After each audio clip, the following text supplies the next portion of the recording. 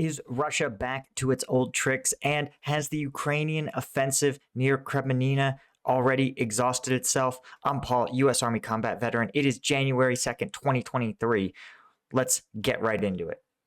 Okay, first and foremost, when we look at the combat map, you guys can see Russia is very much back to its standard way of doing things, which is to say that is launching numerous dispersed, ineffectual attacks against Bakhmut, right? You can see they've tried to take Optine. They're pushing on the east near Klitschivka in the south, and of course near the Krasnohora and Bakhmutsky, right? As well as it's listing this as up here. I'm sort of not sure what this is even supposed to be. Maybe it's supposed to be an attack near Vasily that's been mistagged, but this is all a sign that Russia is back to dispersing its combat power among many, many different operations, preventing them from achieving really any mass or effects. You can see they are a little less guilty of this as we get down near Donetsk.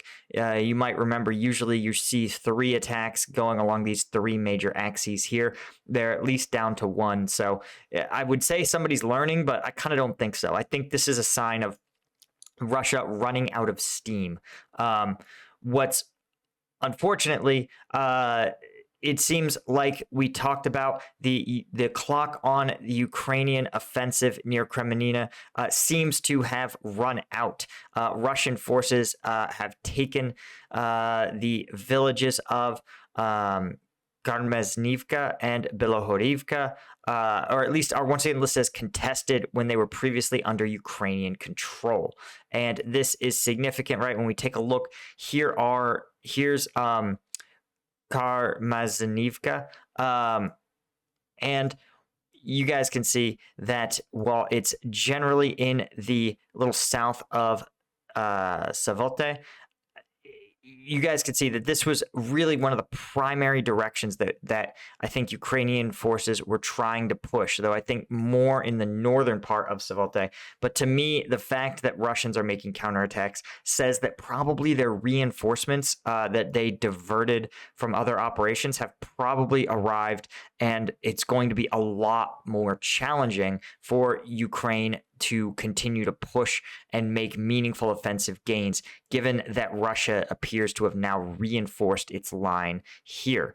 That may also potentially explain the relative quiet over the previous 48 to 72 hours near Bakhmut, that maybe forces earmarked for offensive operations there may have been diverted to stabilize the Russian lines here. But as we talked about, once Ukraine starts to push on an offensive, the clock starts, right? Russia, for all of its flawed military operations, it is able to slowly bring a lot of power to bear, especially defensively. Recently mobilized troops are not particularly good at offensive operations, but they are more capable of manning defensive positions.